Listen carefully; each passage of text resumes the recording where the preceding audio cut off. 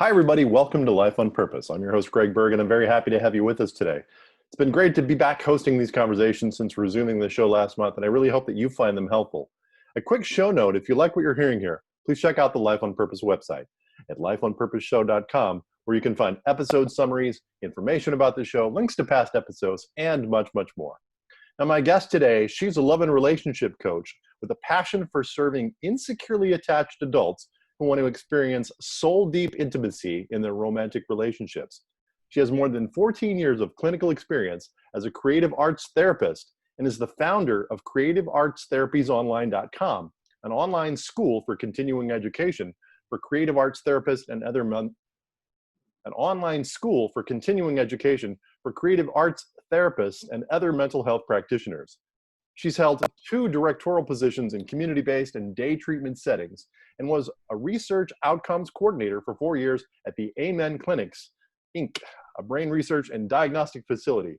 She edited and co-authored 2 books on the subjects of attachment and complicated grief and working with LGBTQ populations. She's also the director of continuing education for Pratt Institute's creative handle. She's also the director for continuing education for Pratt Institute's Creative Arts Therapies Department, and she runs my favorite Facebook group. It's called Attachment and Adult Relationships. It's a psychoeducational group for individuals who are ready to regain their ability to navigate life in a new way by what feels true. We're going to discuss all of that and much, much more today. Joining me via Zoom from New York City, it's Briana MacWilliam. Briana, welcome to Life on Purpose. Hi there. Thank you for having me. I'm excited to be here. Yeah, very, very excited to discover your work and to have this conversation today. And as I was telling you pre-call before we started taping here, I always tell the listeners up front why I decided to have a particular guest on the show. And for me, it's interesting because I'm a big believer and practitioner in flow and synchronicity. I'm actually taking a course on that and hoping to have the guy that teaches that course here on the show here soon. But really trying to incorporate more flow, more synchronicity into my life. And I believe that things find me when the time is right, if I'm open to them and I'm living in flow. And so at a time when I was examining my own patterns and relationships after the last one ended, and I was like, why do I keep attracting partners who are unavailable? And why do I keep, fill in the blank of my pattern? We'll talk about those things. And starting to explore things also in a concurrent stream, like creative exploration and energy work and energy healing. And voila, you popped into my Facebook feed and your work. And I was like, okay, universe, thank you. This is kind of funny. Yeah. This is definitely synchronistic stuff here. So Also lets me know my marketing is working. Yes, your marketing is indeed working. You're finding the right people. And really it's about resonance. That's a concept we talk a lot about here on Life on Purpose. About when you are putting your most authentic true self out into the universe, into the world, into the social media streams, it's going to resonate with the right people. It's going to resonate with people who see it and say, Brianna's doing work that might benefit me. Right, exactly. Yeah, so let's start off. I've been framing these conversations recently. Obviously, we are living in a very, very unique time. We are taping this, if you're watching or listening later down the line, in May of 2020, right in the middle of the great pandemic of 2020. I guess it doesn't really have a name yet, the COVID-19 pandemic. That's a good guess. That's a good guess. Yes, the great pandemic. Yeah. And we start with talking about how people are holding up in times that none of us have experienced in our lifetimes before, in times that none of us have ever been through before. Strains and pressures and unknowns that we've never dealt with before, at a level of unknown that we've never dealt with before. So let me start with you. I asked this of every one of my guests recently. How are you holding up in these strange times? It's an interesting paradoxical situation where on the one hand, so I had transitioned my business into online 3-4 years ago. So there really hasn't been that much of like a shift in my day-to-day routines aside from having to homeschool my child, which is a bit of a task, but he's old enough now that he can kind of manage some of that on his own, except for when he needs me to refocus him. So that's a bit different. But in terms of like my livelihood and my business and all of that, it's relatively the same, if not improved. And I think that's because I'm in the online space. And so because everyone's in quarantine and everything's being shifted into the online space, there's actually a lot more attention being paid to things like online courses and psychoeducation and things like that. And then add to it, the content of what I offer is based on relationships and how to navigate them. And so, our relationships are being so significantly affected. There's people who are forced into close quarters with someone that may be shining a spotlight on what the conflicts were that can otherwise be avoided or ignored when we have more space between us or more opportunities to escape those conflicts. And also there's circumstances where people were just getting to know each other. Maybe they were on the cusp of making deeper commitments, and the social distancing and quarantine has sort of preemptively either forced them apart or into a deeper commitment faster than might have naturally occurred. Yeah. So those are some things going on. Additionally, we may have, more severe situations where there's a domestic violence situation, and now you're forced in close quarters with someone in a high stress and anxiety situation. So I think relationships become very much a hyper focus on relationships right now is something that we are experiencing. And so I do find a lot of people reaching out more so, particularly for the kind of content that I provide, because it's sort of already structured in such a way that it is consumable at this time. Yeah, what's fascinating is I'm seeing in your Facebook group, and I can pop in there every day, and there's some really amazing discussion in there. I mean, it is just, you have a very active, healthy Facebook group. Well, we take measures for that too. We have at this time we have almost 8,000 members, but we also screen everyone that comes in, and we screen all of the comments. So we in a day we'll have 30 to 50 comments waiting to be reviewed. So, we do as many as we can do in a day. And I tell my admin, pace yourself. And it's been a huge jump in a month's time, basically. So, yeah. And I have told her, pace yourself. When you hit the quota, they'll just have to wait and be admitted in tomorrow. Right. Right. But, I'm a little bit stingy about not just opening up. Whoever requests can get in. I think because we ask certain qualifying questions for people who want to enter the group, because we are trying to cultivate a more elevated, sounds like I'm setting up a hierarchy, but let's say a more conscious or maybe a more aware audience, so that we can get into deeper discussions rather than focusing on what I like to think of as the content. And when I say content, I mean, like, a lot of people will come to the group having just suffered a breakup or having experienced a repetitive pattern in love. And so the things that they're looking at are behaviors, verbalizations. They're looking at, there's a big, sort of, let's say, niche or culture out there that talks about these things in terms of codependency and narcissism. And, so there's a certain kind of language in this particular niche, and there's a certain quality of attitude that exists. And so in my group, I'm pretty strict about that not bleeding in. I like to approach this from a place of radical self-compassion as opposed to radical self-improvement.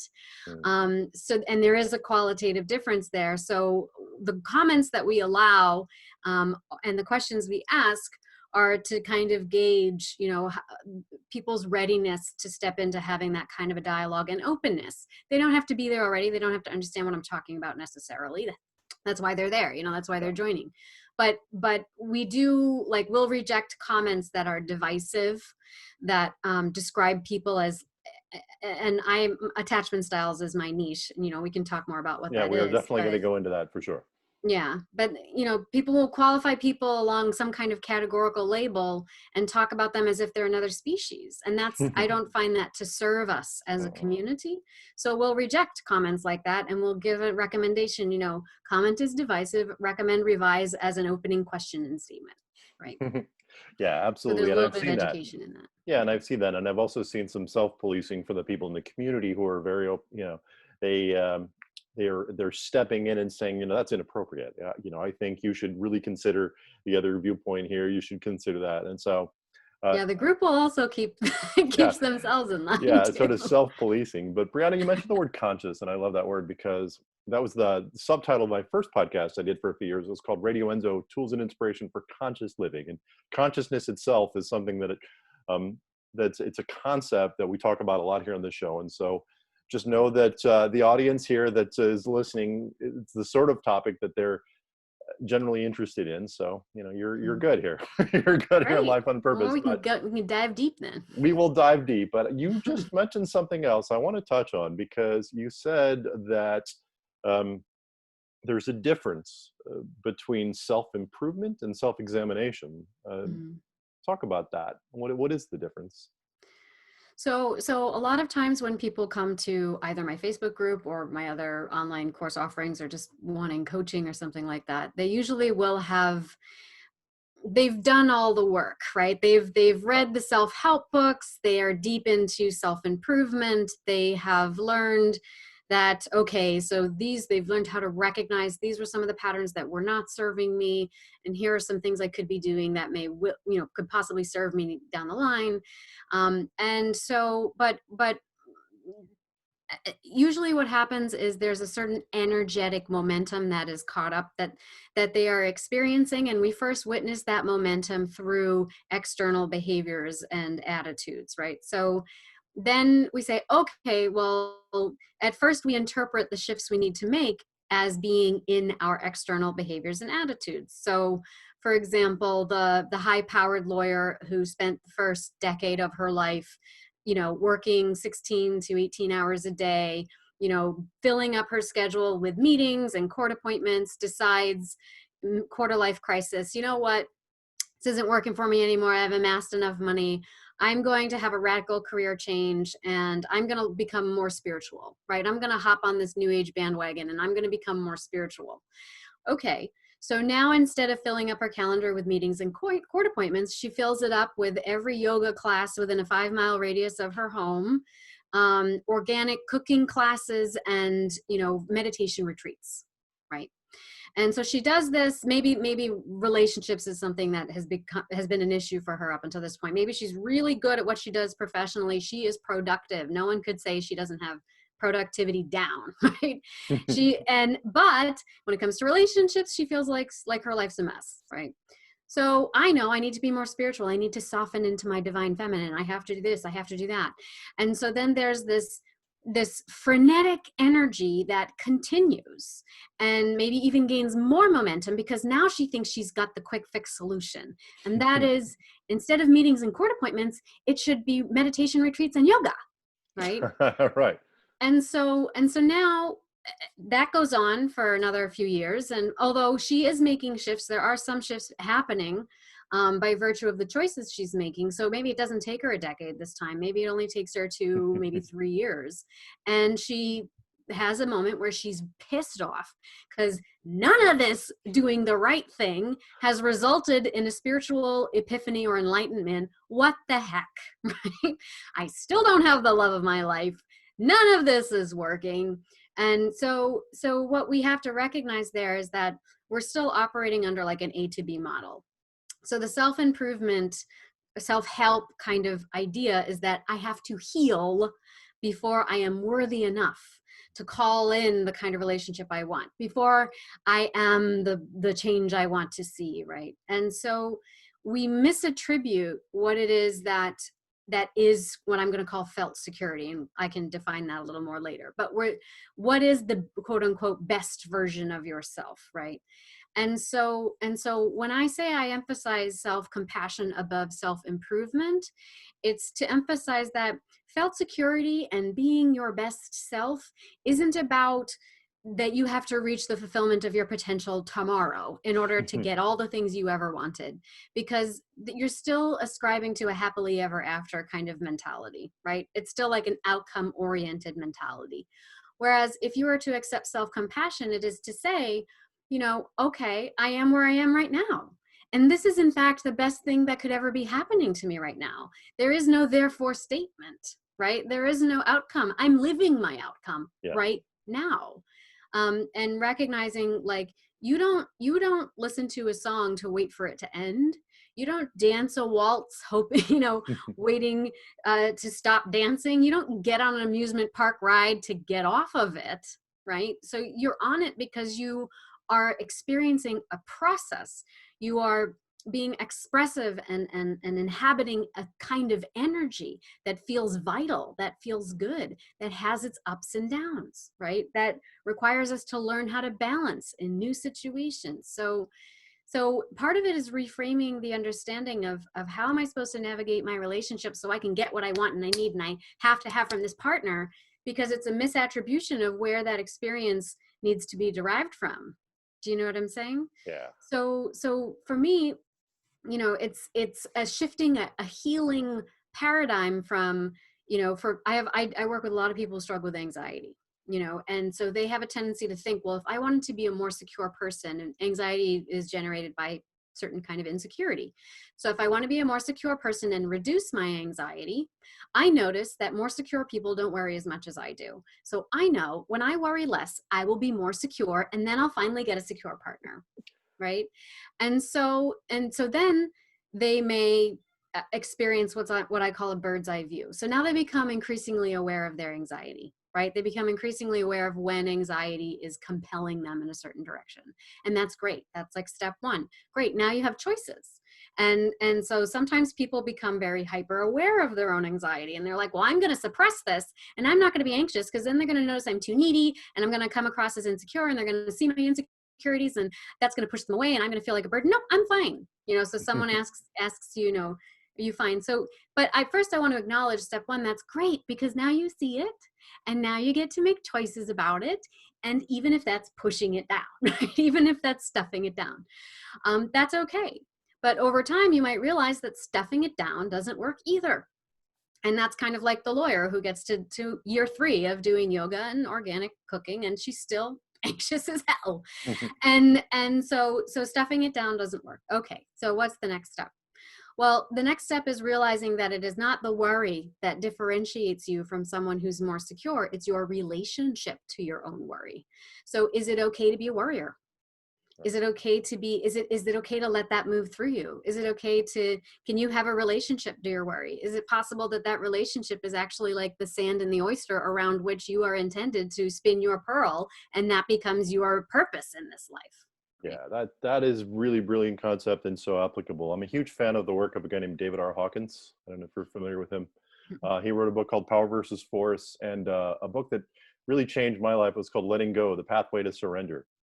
He was an applied kinesiologist, and he wrote a theory of consciousness where he basically did created a vibrational scale of 0 to 1,000 and created these different levels of Oh, consciousness. yes. Yes, I do know this. Yeah, and so he talks about down here you have what he would call force, the lower levels of consciousness that start down with shame and guilt and anger, and you're sort of moving your way up to pride and love, and all the way up to like being enlightened or whatever that means. But it's the level of consciousness that we're at. He talks a lot about in Letting Go about the inability for most of us to sit with difficult emotions. That for most of us, we learn growing up to avoid. So we either repress or we numb or we do different things because we're just not taught to be able to sit with a difficult emotion. And so as you're describing that, that's really what flashed to me is I was a thing that I really had to learn to do. When I was in a situation, I can have all the self-awareness in the world, but when a difficult situation came, into my world, into my realm, what would I do? I would default to, some sort of repression, avoidance, or numbing, which are the 3 things that, Hawkins says we do. And so it's learning to be able to sit with those difficult emotions, just be there. And then you get off the cycle of this thing I have to do. And as you were describing all that, it reminded me also, we talk about spirituality sometimes here in the show, and it's people say, well, I want to be enlightened. I want to be whatever, like this thing that someday I will attain if I do step 1, 2, 3, 4, 5, 6, and 7. In the meantime, they are not realizing that they're getting little glimpses throughout their life of what one might describe as a spiritual experience, or an experience of more joy and more freedom and more connection and all these things one might ascribe to this somewhere down the line state. And as you said, it's really the importance is the journey itself in being in that place where we're living it, versus somewhere down the line, if I do all these things, if I take all the yoga classes, if I read all the books, take all the courses, then someday, I'm going to be fixed or healed or whatever that desired state is for us as we look down the line. So there was a lot to unpack in that answer. That was great. Mhm. Well, and I want to kind of go back to what you were talking about, like the person who wants enlightenment, right? And they're looking for the 7 steps to enlightenment or whatever it is. Yeah. It reminded me of a example offered by Anita Judith in her book Eastern Body, Western Mind. And she tells us an example of a yogi who goes to a master and says, I want teaching, show me how to become enlightened. And so the master says, okay, give up your family and your children, and then I'll teach you what you want to know and you'll become enlightened. And so the yogi says, okay, and he just abandons his family and his life, and he comes. But the point is that you've already failed, right?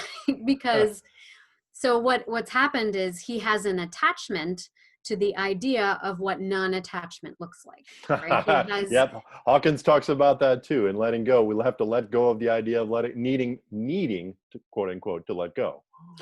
and yes, and the idea that non-attachment means no responsibility, which is not the case, right? Right. And so that sometimes our responsibilities are actually our growth processes. Yeah. And that is the path by which we become, quote unquote, more enlightened. I like to think of it as more expanded. Yeah. And Expanded is so a good word. I like that. yeah. So a more, let's say a more unattached response would actually be, okay, well, I'll come back when the time is right then. Yeah. So that would actually be the non-attached response. But because otherwise, if we are just abandoning our responsibilities because we think we're suffering from what I'll call spiritual priming or some level of illusory ego attachments to something, then we think we're exercising our freedom or we think we're exercising detachment, but what we're actually doing is sacrificing our growth opportunities. And that is also like that's like an example of the content representing in a more acceptable package the repression, denial, and relief that we're seeking, right? Being able to sit in those what could be difficult situations for us. That's the growth opportunity itself. Yeah. Yeah, absolutely. So are you finding now, here in the time of COVID, people are sheltering, do you find right now that people are saying, hey, I've got more free time on my hands, I'm going to start to look and explore concepts like these? Are you finding more people in that camp? Are you finding more people saying, oh wow, now I'm in close quarters with people that I'm being triggered more, I'm dealing with situations I didn't have to deal with before, it's more of a sort of a 911 situation in relationships? Are you seeing more of one or the other, or are you seeing sort of a balance of the two? Well, I would say those sometimes occur concurrently, like right Right. alongside each other. Um, I think also I just want to acknowledge that there are some intersections between race and class, and that the people that are in my audience tend to be of a certain class. And that is because they have the means to either work from home, or they were working in jobs that allowed them to transfer that into an online space, or they had money that can sustain them through a layoff or a furlough or losing their job. So I want to say that, so my observations on this are going to be skewed, just because I want to acknowledge that there's a certain level of privilege that some people have Yeah, when it's they a come to very me. important distinction. Yeah. Mhm. So with that, given that, the people that do come to me, they I would say are expressing both. Some of them are like, now I'm in this hot situation with a partner and the little things are blowing up into big things, and is it that I have to stop relying so much on them for my happiness? Do I need to somehow take more control of my own emotions? So there are some of those, let's say, deeper questions being posed, I think, in those forums. And I imagine you probably see some of that in the group feed too. I think too, sometimes the other thing happens, which is where maybe they've been delaying making a decision. I feel like a lot of decision making is going on. Like Yeah, there's I a see lot that of in the like, group a lot. Yeah, there's been a run of threads regarding decision making. yeah, like it feels as though there is sort of a threshold. Maybe there's like a heightened threshold that's happening. And so people are like becoming much more decisive, and it may be because of the level of pressure they're experiencing in close quarters, or as I said before, being forced apart. Yeah, definitely. Let's go to the core concept here that we've referenced a number of times. Let's talk about attachment wounds and attachment styles. True. When people discover this and they ask, hey, what is this attachment stuff? Like, what's the primer? What do you tell them? Where do you start them? Well, so attachment in and of itself, attachment styles are derived from attachment theory. Yes. And attachment theory is basically this idea that our limbic brain, our primitive brain, our nervous system, and even a chemical cocktail of neurotransmitters basically have a lot to say about who we find attractive, what kind of love partners we call in, and how hard we will fight to keep them in our sphere or to perpetually keep them at arm's length, right? Yeah. And this is presumably because, number one, we have a certain disposition, so let's say temperamental disposition, which meets with a certain kind of conditioning from our parents, right? The ways that they raised us, the ways they communicated with us, the ways they showed us love. And then, of course, that interacts with our environments and the kind of reinforcement that we experience as we grow up. And all of these things come to a confluence to ultimately create what's called an attachment style. I'll refer to this as kind of like a blueprint or a love map for how you eventually learn to give and receive love, and how you come to expect your partners to respond to you, your own beliefs about your ability to elicit a response from a partner, and also your perceptions of how responsive a partner is in general. Yeah. So all of that comes together into this soup, and we mix it up, and out come about 4 attachment styles according to the research of Mary Main. So these attachment styles, the insecure attachment styles, include avoidant attachment, anxious attachment, and disorganized attachment, sometimes called fearful avoidant attachment. And then we have secure attachment. And really, these exist on a spectrum of low anxiety to high anxiety, low avoidance to high avoidance. So I would actually have you picture it more like an XY axis. And we kind of move around in these different quadrants based on the frequency of our attitudes and behaviors.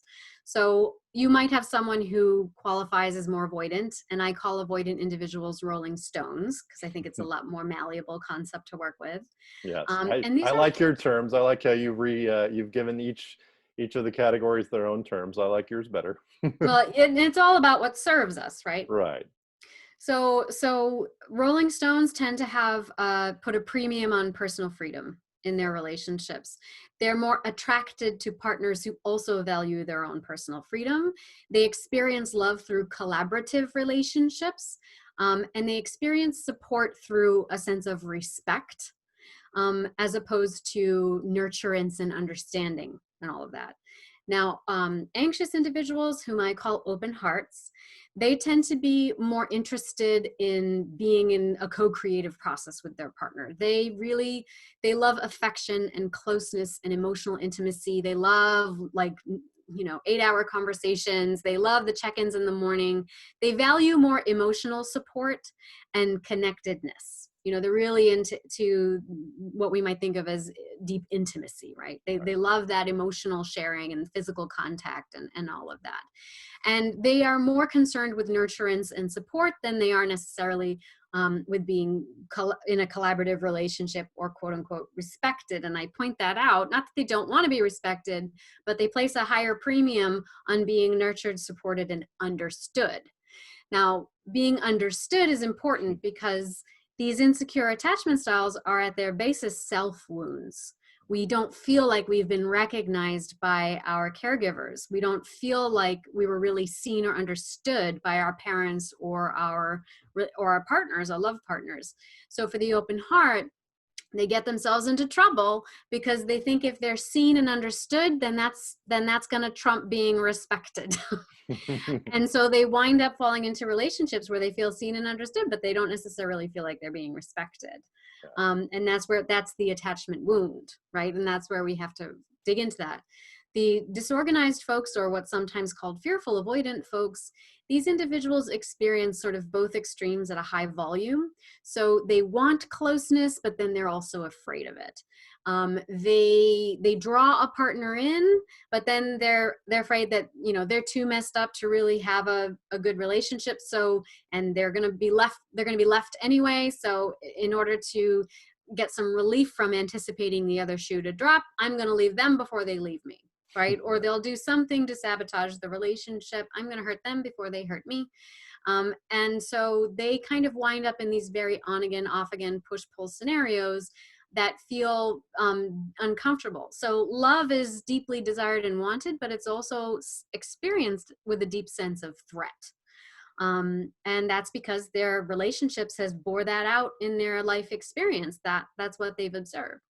Now, secure folks, they have an ability to move into states of intimacy and closeness and togetherness, and we might even venture to say merger, and then move out of them and experience their own personal freedom and experience spaciousness around their emotions and have their own projects and have their own life and have their own sense of privacy and not experience that as a threat to the connectedness, as a threat to the relationship. In fact, they experience it as something that feeds the connection once they come back together. Well, now I have all these new and exciting things that I'm bubbling over with excitement to share with my partner, right? But for open hearts, that scenario feels threatening because they feel like if my partner has too much of their own life, then they don't care about me, right? They take it very personally. Now, if we look at the Rolling Stones, they feel as though if there's too much grasping for closeness, they feel as though their freedom is being encroached upon. And if they happen to have attracted an open-hearted partner, they're going to have a lot of communication issues. It's going to create a lot of friction because they value things very differently. And they communicate very differently. But it's not that but if we were to look at like compatible dimensions of relationship, they might actually be quite compatible, but it's because of their attachment styles and the way they're communicating their needs. None of that is going to matter because they're going to constantly be triggering one another. Yeah, you talk about what you call the anxious avoidant trap. What is that? Mm-hmm. Yeah. So the anxious avoidant trap is a situation like this, where an open heart is either paired with a rolling stone or they're paired with what I call a spice of lifer. So the folks that are disorganized or fearful avoidant, I call them spice of lifers. And I call them that because they, for as much as they may tend to sabotage their own success in relationships, they also have a tremendous emotional range. Because they experience both ends of these spectrums at a high volume, they also have a tremendous emotional range and understanding. So they're capable of extremely deep levels of empathy, but because of that, they can also be capable of extremely deep levels of cruelty. And so they're very emotional. The paradox about them is they're very emotionally intelligent, which works in their favor, or it can make them manipulative, right? So you can feel extremely loved by a spice of lifer, and then you can also feel very manipulated by them. But they get music. They understand art. You know, it's like the things that go over other people's heads, they just intuitively understand. But their paradox is while they have this sort of attunement to everything outside of them, it's very hard for them to turn that level of understanding and interest in on themselves. So internally, this is where we get the term disorganized. Internally, it feels like a chaos. And in large part because they've probably spent a large part of their lives in a state of hypervigilance, attending to what's outside of them, because they had a lack of control in what was going on in their lives. So they've had to attend to everything outside of themselves.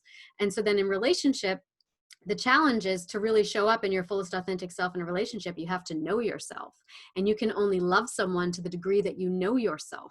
And they struggle with that because inside's a chaos. And, you know, asking them to go in and look at the inside, especially if they haven't developed a vocabulary for that, can be kind of a cruel thing to ask, because you're asking, go look into the abyss and tell me what you see, you know? So we have to work on cultivating that language, and that's where the creative arts comes in. Yeah, excellent. Well, we're definitely going to talk about the creative arts and your work and the MacWilliam method. But when I discovered your work, a couple of questions immediately came to mind. I'm sure you heard these a million times. But for me, the first question was, can we change attachment styles through the course of our life? Because when I discovered it, the first time I heard about attachment was, I guess, about a year ago. And I was in a long-term relationship. And at the time, it was going fairly well. And I took a test. It wasn't yours. And I tested secure. And I thought, great, awesome, I'm good to go. Like whatever, you know, feeling good about that assessment. And then about that time, and it was funny, it was a tapping class. It was actually to do with One of the healing modalities that I'm a big fan of is emotional freedom technique, EFT tapping. And I was taking this tapping course, and we started off with an assessment of our attachment styles, and I felt good about all of that.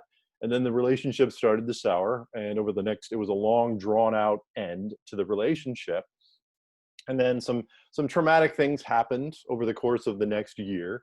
And then I retook the quiz, and suddenly I didn't show up as secure anymore. I showed up as what you would call open heart or anxious on that end of the spectrum. And so I'd love to hear your take on, people sort of shifting at times in your life. Well, so even Mary Main's research shows that people who are secure can become insecure. And there are a variety of factors for that. It can be contextual. So if you mentioned there were other traumatic things going on, if other things that relate to attachment security are in an upheaval, like if you have to move, if a family member Yes. dies, if there's a quarantine, if there's a Right. worldwide pandemic. I've been nomading for two plus years, for instance, post Okay. divorce. I've been moving around a lot of different places, and so yeah, that definitely played into things. But yeah. And so these are all, attachment related issues are survival issues. And this speaks to our most fundamental basic needs: food, mood, sleep, shelter, all of that, and our connections. So there are a number of, we lose our job, resources. So there can be a number of things that go on in our external environment that then can place an emphasis on a relationship, for example, and our need and our want of that, a certain kind of source of security. Whatever resource we have found for a sense of security, there may be more pressure on it, or we may approach them in a different way because we're feeling insecure in other facets of our lives. So there is a contextual component to this that can make us, let's say, more or less susceptible to experiencing higher levels of anxiety or avoidance. Yeah. This is why I like to go back to the XY axis, because recognizing that it's dimensional. So we talk about these things categorically because when we express it with a label, what we're doing is we're defining a range of attitudes and behaviors, and we're defining a frequency with which you observe that within yourself or someone else. But I would keep in mind these are dimensional. So you can have a secure person, if we were to imagine this XY axis, who has more or less anxious tendencies when their attachment relationships are threatened, or maybe they lean towards more avoidant tendencies when their attachment relationships are threatened, but they still exist within a range that we might describe as more secure than not, right? Now, if you meet someone, you can be polarized, either, let's say, due to external circumstances, but it could also be due to the momentum that your partner has. Because if you encounter a partner who, let's say, is deeply insecure, let's say they're on one of the extreme ends of that spectrum, and they've got a lot of momentum tied up in their insecurity. Now, a secure person, God love them, they're secure because it's likely they haven't encountered the same things that the insecure person has. There's a reason for that, right? Very And true. so they may be a bit naive, and they may assume some things that are erroneous in the way that a child does when they are young and they first encounter a negative stimulus in their environment. Because what a child does is they immediately blame themselves for it, or they immediately take on responsibility for it, or they immediately try to look for a solution and or explanation for why that happened, and then come up with a way to make that not happen again. Whether that is, mom's upset, what can I do to make mom feel better, right? And so secure folks, they can fall into that trap. And because now they are experiencing by osmosis through an insecure partner the very same thing that insecure partner experienced in their childhood. They're carrying it with them. It's called internalized objects, but that person is carrying the energy, the essence, the internal working models, the mental constructs for how things go inside of them. And now they are in the relational space, and they are going to reenact and relive what's ever alive and well inside of them. And if that is an insecure dynamic, they've invited someone who's secure into it. Now the secure person is going to get some exposure and an introduction to what it's like to be insecure. Right? Right. And so either the secure person, maybe they're not so naive, maybe they've seen this happen before, maybe they don't allow their boundaries to soften as much, and they're like, whoop, nope, don't need that, bye-bye, I'm out. right? And statistically speaking, they're more likely to be someone who does that. But again, as I said before, like the spice of lifer, for example, very emotionally intelligent, very smart, knows how to manipulate people, and not always consciously. They may do it subconsciously, but they're acting under their own self-interest. Right. Because insecure attachment styles are at their basis a self-wound. So oftentimes there's a lot of egocentricity going on. It's all about how it relates to us, right? It's hard for us to think vicariously. Right. So now if that person's got a lot of momentum, they can knock the insecure person off their center, can knock them off their ground. And now that secure person could become polarized if the partner was more avoidant in nature. Now they may become more polarized towards an anxious end of the spectrum, because they're like, inexplicably their partner's withdrawing and I have no idea why. What did I do? What's going on? Meanwhile, the avoidant partner uses what's called projected interjects, where they anticipate, because that has been their background, they anticipate that someone expressing an emotion or expressing a need or expressing some kind of desire, even if quote unquote a normal context, this is a completely and utterly normal thing to express in a relationship, they are going to be hypersensitive to it.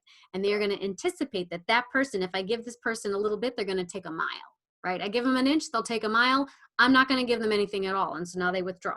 Yeah. And so now the secure person who maybe was not in any way, shape, or form anticipating that, and they're used to people responding to them in such a way that there's an understanding of a normal give and take in a relationship, doesn't mean you have to compromise all of yourself.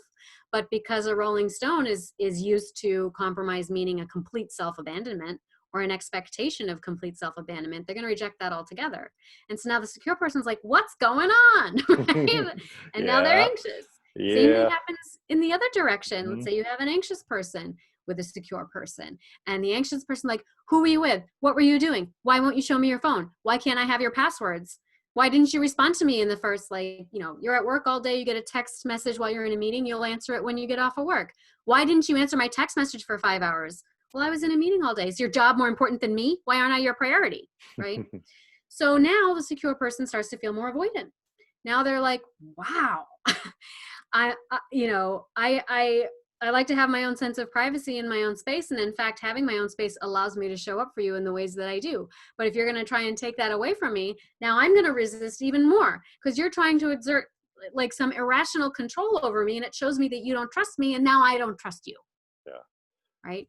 Well, you said a whole lot of things that the audience at home's nodding their heads going, yeah, been there, been through those. There's a lot of recognition going on in the scenarios you just played out, myself included. And so I want to know, Briana, one of the concepts that we bring up on the show again and again is this notion that we best teach that thing that we most need to learn or be reminded of. And so I want to talk about your personal journey, how you came to this work, and what motivates you, what's your why. So let's go back in the Wayback Machine. Where were you born? Where did you grow up? So my passion for working with these things really comes from my own, rocky relationships and childhood history of disrupted attachments. So, I grew up, my parents got divorced when I was very young. One parent moved out of state, so I was bounced back and forth between them across state lines about every 2 years. And even within those separate states, we would move to different homes, different schools. So I had a lot of disruption. Both my parents remarried. My mom remarried and divorced twice after that. There's blended families, getting used to step siblings, and so there's the childhood piece that exists. And then that became my love map or my blueprint for adult relationships. And of course, it's always hardest when we turn our analytical eye on ourselves, right? And so I would say if I had to think back, I was probably more fearful avoidant than anything. So I definitely had a lot of internal anxiety, a tremendous amount of internal anxiety, but my behaviors were more avoidant in nature. And then I would find relationships with partners who maybe they were more avoidant than me, and my anxiety would just come out like a beast. And then I'd meet partners who were more anxious than me, and I couldn't stand them. Like I would be so cold and completely could care less, and so experiencing these emotional extremes within myself allowed me to start to understand the dimensionality of this. And so eventually it led to, I did get married and I had a child. And I think also having a child will shine a light on the things that you're otherwise ignoring in your relationship. And so it just came to be that my husband and I don't think we're a good long-term fit in terms of an intimate relationship. And so that relationship ended. But I think that has been my ex and I, that relationship has probably been my most, let's use the word, healing relationship in terms of attachment, because he's still my best friend. And we are very good co-parents and we check in with each other. And so I still feel like I married one of my life partners, just not my intimate life partner. Right. But then after that, in my romantic life, continued to have a couple of topsy-turvy relationships, and had one 4 years ago that was the cherry on top. And How so? finally, it just was a very bad breakup. Lots of things, like, it was a confluence of traumas happening in Right. my life. And also both my parents and my brother were diagnosed with serious chronic illnesses. I lost my job, I had a miscarriage, and my boyfriend broke up with me, all in a 6-month time frame. Wow. So it was this incredible hyper experience of loss, and of grief. And so I ended up, one of my coping skills is intellectualism. So if you can't tell, so I decided to do a lot of research and dove deep into what is this experience of grief, stumbled upon attachment, learned about complicated grief. And I wrote a book about complicated grief and art therapy. And I realized as I was talking about grief, most texts were talking about this in the terms of like life and death, but I recognized so many stories and research pieces that they were talking about applied to me and how I was experiencing my romantic relationships, as if they were deaths, over and over again.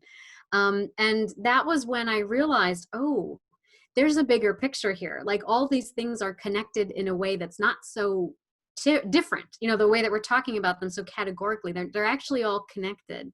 So that led me down into the rabbit hole of attachment. And then I was like, by Jove, All right. Eureka. And so here I am now. Yeah. And so what did you do to heal? What were the things that worked for you? Well, it kind of goes back to what we were talking about, healing as being a paradigm shift. Yeah. So if we are to redefine healing as how do you learn to embrace an attitude of self-acceptance above self-improvement, right? Then that has to do with the practices that I show and demonstrate, like in my courses. So I call it the MacWilliam method, but in my practice, it's comprised of 3 steps, and that is body activation, arts-based experientials, and cognitive reframing. So a lot of research out there on attachment, and in trauma research actually, talks about how it's a very embodied experience. You are the anxious avoidant trap, for example, is an addicted experience. It stimulates the same chemicals as cocaine addiction, as does natural love, just quoting Right. Fisher there. But with the anxious avoidant trap, what happens is usually with these types of relationships, we experience something called intermittent reinforcement. So you have partners that show up sometimes, but not all the time. They will, like a big sis boom bod date and relationship, they'll give you all kinds of the things that you want with emotional intimacy and yada yada, and then they'll disappear for an unpredictable amount of time, and then you'll get a text 2 a.m. miss you, and it all starts all over again, right? And so you're kind of like a gambler at the slot machine. You're always pulling the lever. You're not sure when you're going to get your next hit. And I'm not saying that, I'm really not offering this metaphorically. It's quite literal. Your brain responds to these types of attachment relationships in the way it does to drugs. So first off is understanding that when you are caught in the throes of what I'm going to call attachment hunger, it's because you are on a very physical, visceral level experiencing an activation in your limbic system and in your nervous system.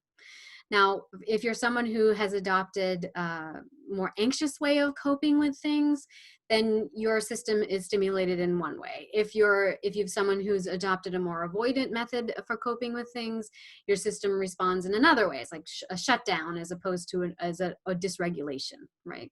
Yeah. And so what I first suggest is that we have to kind of wrap our heads around that, like, what is happening to me, right? And how, and also I think that releases some of the stigma around it, because you'll have people be like, oh, they're such an idiot for going back to that person, right? And none of that helps, because we're just shaming each other now, Yeah, yeah. I mean, I've seen some of that in the Facebook group, and thankfully, as I said, some people will step up and say, that's inappropriate. Don't, we all make Yeah. that mistake. We're, until you're in someone's shoes, you can't really judge what they're going through. You don't really know what they're dealing with, and the chemical reactions, and there's so many factors at play. So, Mm-hmm. And yeah, so we acknowledge that. So there's like a psychoeducational piece around that. right. And then we do cognitive reframing. So cognitive reframing is basically taking a look at how is your experience now framing your thoughts and beliefs. So the physical experience, our bodies are the first organizer of experience. It's what takes in our surroundings. This is how we hear what people say. This is how we experience the world viscerally and physically. And then we have a physical response to that, which is an emotion or an energetic charge that tells us how we are responding to that. That information gets translated to our brain.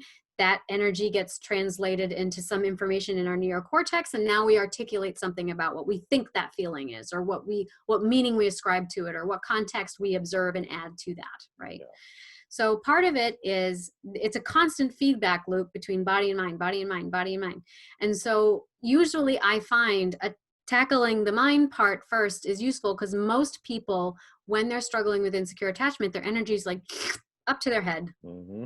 And they're very analytical. They want to know the answers to everything. Why are they doing this? Why are they doing that? Da, da, da, da. And it can be useful to create a reframe around it. So these are the beliefs that you're adopting about yourself that are not serving you. And this is what an alternative option might look like. Now, most of us have not had modeling for that. We Mm-hmm. don't know what the alternative looks like. So just painting a picture is basically what cognitive reframing is. The other two parts, body activation and arts-based experiential, are about taking that insight and titrating it down into the body, so that not only are we thinking differently, but we're also feeling differently. And so the creative experientials is where, let's say, the body and the mind, or the heart and the head, come together. And now we can experience and witness for ourselves our own vital energy, our own agency, our ability to make a mark on the page, to pluck a string, to move in a certain way. And that all becomes a way of shifting energy and moving it around, and recognizing your own ability to create something new.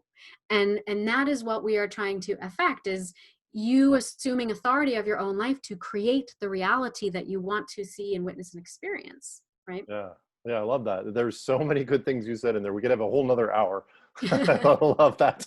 I mean, you're referencing sort of, done a little study of like NLP and the, IR, creating this internal reality, and then I'm a creative, I'm a photographer, a musician, a writer. I do a lot of creative work, and I use those in ways that I'm also doing my own version of creative exploration. And so I love the idea that we're sort of getting out of our head, and we got to move this creative energy in a different way. I mean, that all really resonates for me. Do you have a Yeah. favorite form of creative exploration, a thing that really works best for you? So by training, I was trained as a visual art therapist, Yeah. but I've had subsequent training in multiple modalities, probably the like sound healing. And I'm also a certified Reiki practitioner, which is a form of energy healing. And I've also done dance movement trainings. And I think for me, I have a process of going in, and I have certain techniques and things that I do to access whatever I think my inner being might be saying. And then I try to embody it. So things like authentic movement, I do a lot, and that is just sort of trying to turn off the mind and letting the body speak to you in the way that it will. I also have used EFT tapping, and also art making as a part of that. And I also use dominant and non-dominant handwriting. So I'll pose a question with my dominant hand, and then I'll allow my non-dominant hand to answer. And I will usually do that as a way to try to process and integrate an experience that I've already had. So that means I've done a guided visualization, or I've done some authentic movement, or I've created some kind of art piece. And now I'm looking for my consciousness to be in dialogue with what the body expressed in these more symbolic ways, right? Yeah. So that's how I may try to, let's say, consciously digest what I'm experiencing, but I also think that these things work on their own level. Like, so if you create something, that thing in and of itself has its own language. And just by virtue of the fact that you've externalized it in some way, whether it's making a noise or making a mark or making a move, right? Now that thing, by virtue of the fact that you've called it up and you've externalized it, now on an unconscious level, it is organizing you. Mm. It's organizing you behind the scenes, and you yourself may not be 100% consciously aware of how it's organizing you, but it is. Yeah. And these symbols and archetypes could be another word for it, these are working us. As the more consciousness we have around them, the more power we give them and the more momentum we give them. And we may not be 100% aware of what that is or how it's affecting us, but it will. Yeah. So that's a level of surrender, just being willing to accept that the greater unknowable parts of you are unknowable in their nature, but it doesn't mean that we can't be in dialogue with them. And when you allow yourself to be in dialogue with them is when you start becoming more what I like to call self-sovereign in your life. Self-sovereignty. What does that mean to you? Well, that's when we have a sense of agency about ourselves, when our sense of felt security comes from a connection to your own source energy as opposed to a partner. And this is not to say that a partner cannot feed that and cannot be a co-creator in the process of experiencing what it's like to be in a secure partnership. I think that a partner definitely obviously contributes to that. But for me, felt security really starts with your relationship to you and to your relationship to your own, what I'm going to call essential self. Sometimes I refer to it as your source energy, but I am a deeply spiritual person and I do believe in, let's say, a higher power. And I don't think it's not quite the same as we might think of in the traditional, religious perceptions of God and all of that, but it's more a sense that there's a larger energetic body at work and that we are all a part of that. And so for me, it's understanding that. And when I work with individuals that don't necessarily have the same woo-woo beliefs that I do, but usually what I say is spirituality is just essentially how you make meaning of your life. Yeah. Like, what gives you a sense of purpose? What story could you write in this scenario that would serve you? Then that's where your sense of spirituality lies, and that's where we go. Yeah, absolutely. Well, I share your spiritual beliefs with that, and I know a good chunk of the audience here listening to this interview does. So it's wonderful to hear about all of those things. I know our hour has flown by, and I could ask you 50 more questions, and maybe we'll do a part 2 at some point. I'm going to point people to your YouTube channel to answer one of them. One of them I was going to ask, but we're out of time here. I want to respect your time. You had a video series on YouTube recently about, okay, I've discovered these concepts. Boy, I really want to reach out to my, partners, my exes, and tell them about this work. Like, hey, look, I figured out that you're a X or Y, and so, boy, I really want to tell you about that. What do you do? And you say, well, there are 3 questions you should ask. I was going to ask you that in the interview, but instead, I'm going to point people to your very active, awesome YouTube channel. You post there several times a week. And so we're going to point people there. And I want to talk about other ways that people can connect with you and work with you as we wrap things up here. I know we mentioned the Facebook group a number of times, the YouTube channel. I know you're on Instagram. Yeah. I actually just discovered I'm a photographer, so I'm on Instagram all the time. And I didn't even know about your Instagram feed. So that was fun to find that on your website. Yeah. Which was cool because, some different things that I hadn't seen on there. Do you have a favorite place to hang? Or, I mean, you're sort of in different media. Yeah, well, Instagram is interesting because Instagram is kind of like a snapshot of like all facets of what you do in one place. Right. So it's an interesting medium in that respect. Like, I've got a lot of memes and explanatory diagrams and things like that there. So if you're interested in like quick like content digestion, then Instagram is probably a good place to go. If you're looking to really dive more deeply into these concepts, then YouTube is probably a good place to go because you'll get me explaining at length what's all about. Or my IGTV channel. Those are shorter clips, like 10-minute clips. It just depends, I think, on how you like to consume information. If you like all of that and you really want to go in, then I would recommend checking out my online courses on my website, which is just brianamacwilliam.com. All the other sites are just Briana MacWilliam also. So on my website, there's just an outline of what I think of my core curriculum courses, and they dive into this much more in depth. And you can also, there's a little quiz there if you want to figure out what your attachment style is that you can take, and it'll give you a special offer. Yeah, fantastic. Yeah, I love that. You're looking through the courses here. You've got Anxious Attachment 101, Avoidant Attachment 101, Disorganized Attachment 101.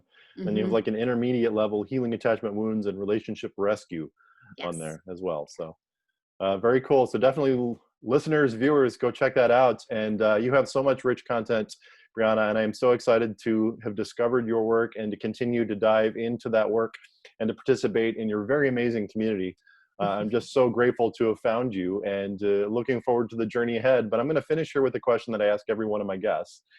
Since you are a spiritual person, we talk sometimes on the show about the concept of dharma or path. You know, what is our dharma? What's our work? Mhm. So Briana MacWilliam, what's your dharma? What's my dharma? I think my dharma is to live my message.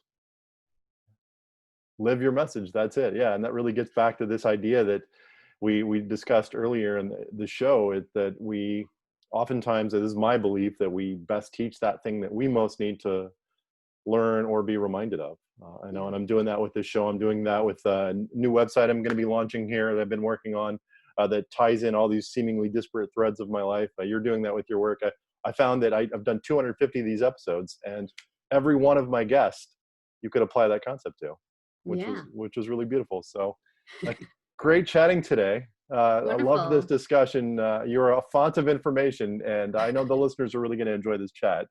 Thank you And so much. It was a pleasure. yeah, and continued success down the line. And folks, if you like what you're hearing here, you can learn more at my website. It's Life on Purpose.